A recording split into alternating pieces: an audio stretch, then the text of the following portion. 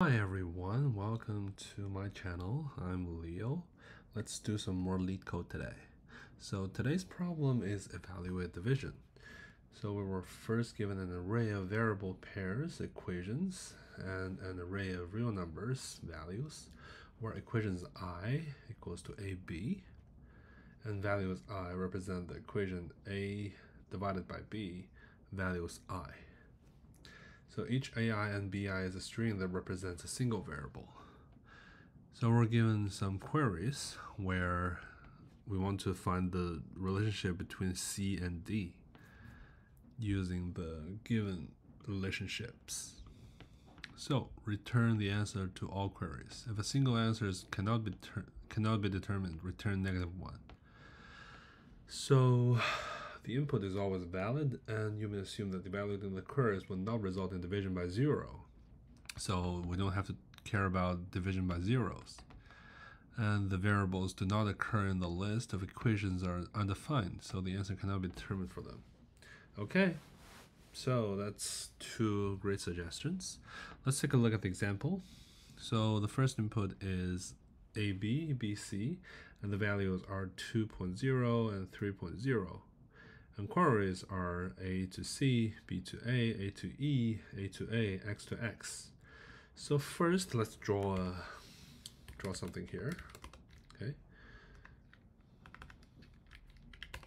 So if we have A and B,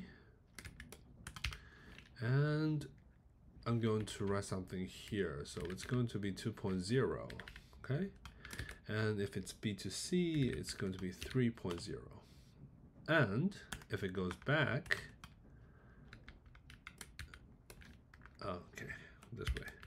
So if it goes back, it should be 1/2, okay? And here it should be 1/3. So that's basically the relationship between A, B, and C. So when the queries come that we are going to find out what is A divided by C. So it should be A divided by B and B divided by C. So it should be 6.0, okay, as we can see. And BA, as we saw here, it should be 0.5, okay? And AE, since we cannot find E, as noted here, we are going to return -1. And also AA, since they're the same thing, we're going to return 1. And XX, since they're not in our graph, we're going to return -1. Okay, so that's pretty straightforward. But let's see how to tackle this problem. So first things first, I think we need to construct this graph. Okay, so when this graph is constructed, we're going to find all the relationships between in each query from this graph. It's basically like searching a valid path, okay? So like if we have A to B and to C, and we have another path from like A to B and B to E, something like this, B to E, and if we're going to find A and E, we should first find A and B to E, okay? So this is like a graph search problem. Okay, so first things first, let's construct the graph first. Okay, construct the graph. So I'm gonna use a map to store the relationships between two strings and their quotient, which is double, hash map, and I'm going to traverse through each equation. So equations.size, plus. So each equation, which is a list of string, is called equations.getI, and a string dividend is equation.get0, and a divisor is equation.get1, okay? And also the quotient should be values I, okay? So now we have everything here. In this section, if the graph hasn't seen anything about the dividend, we're going to put a hash map there. So we're going to put a dividend and a new hash map. Okay. And also, if the graph doesn't contain a divisor, we're going to put a new hash map for it.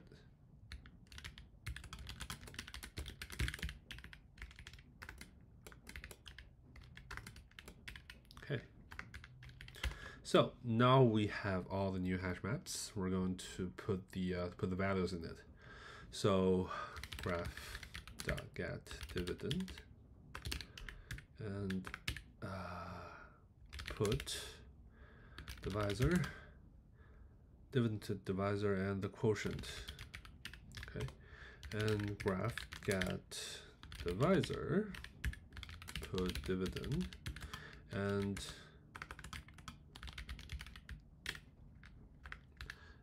one divided by quotient. Okay, yeah. So now we have this map. Next, we can construct the result. So it's going to be a double. Yeah, it's going to be a double array. So it's going to be double. The size would be queries dot size. I suppose it would be a list of string. Yeah, good. Okay, list of size. So still, we're going to traverse.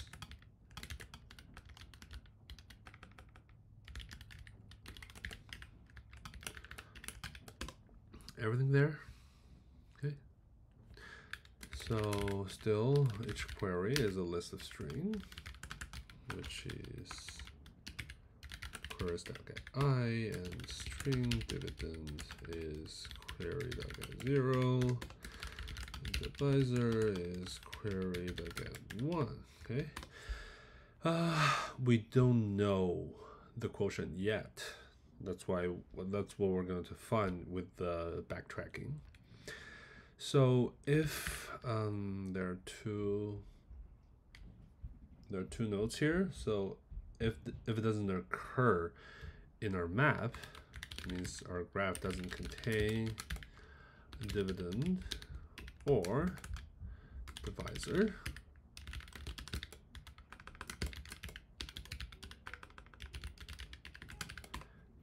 We're going to return -0. Okay. Oh, so sorry. It should be the result. It should be -0, -1.0. Okay. And else if dividend equals to divisor, result I equals to 1.0. Okay. Else, if it's in this map and if it's not the same answer, we're going to use our backtrack. So for the backtrack, we need a hash set of strings. So it should be visited, new hash set, and the result I would be backtrack. We need the graph, we need the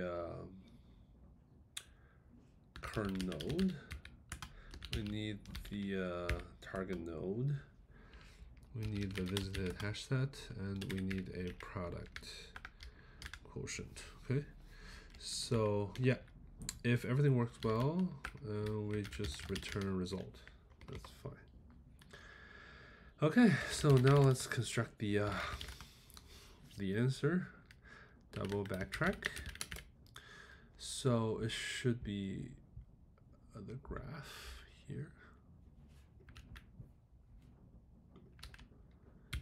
And string cur node, string target node, set of string visited, and a double product. Okay. So first, since we're using a backtrack, we first attempt this current node. So visited.add current node, okay? And we're going to set a return value, which is -1.0, since if it doesn't change, we'll just return result. Return this return, okay? We'll just return it, okay? Let's see. What will happen? We are visiting this current node, and its neighbors would be map string, and double neighbors would be graph.get current node. Okay, if our target node, okay, that's if name.contains key target node, that'll be a lot easier. The return will be product times the double. Okay, so name.get target node. Okay, so that will be the number we're going to return. Okay, so that's our final target. Okay, else if it cannot be found through this search, we're going to next step. Okay, so in this case, we're going to traverse the entry of the map, string full. So for each pair, graph.get current node, okay. Oh, it should not be this one, okay. So yeah, we've already got this. So the neighbor dot key set entry set. So for each entry, yeah, for the next node, okay. So next node would be pair dot get 0, okay, get key. So next node would be pair dot get key, okay. If the next node is not the target node, then we'll just start from there. Okay, so that's our backtracking. Let's see. So if it's already been visited,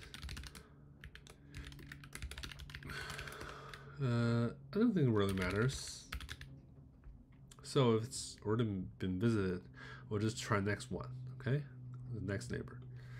Okay, and now it's not visited. It's a valid path.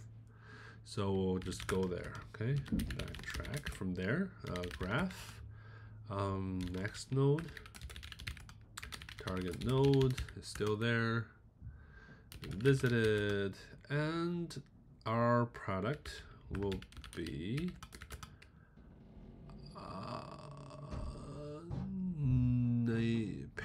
this pair.get value, okay? And the most important thing is if return is not -1, we'll just break, or everything will return as a -1, okay? So since this is a backtrack, after we've done this, I think supposedly we can find the right answer. So we have to remove the last node that we visited. So remove current node, okay? Yeah, let's see if it works. It should work as expected. Okay, yeah, I think it works. So the complexity of this, I think we're traversing everything here in the list, in the equation. Okay, so I think we iterate through the equations to build a graph. So we have O of n for traversing this. And for each query, we're going to traverse through the equations. So at most, it should take m times n, where m is the length of queries and n is the length of equations. Okay. And as for the space complexity, we're just constructing a map, which is the size of the equations. So it should be size of n. Okay. And we also have a call stack here for the backtracking, but at most it should be the size of equations, so it should also be n. And we also have a hash set, which is at most the size of n. Okay, so all in all, it should be on. Okay, let's submit it. Okay, great. I think it works. So thank you for watching this video, and I'll see you in next videos. Thank you.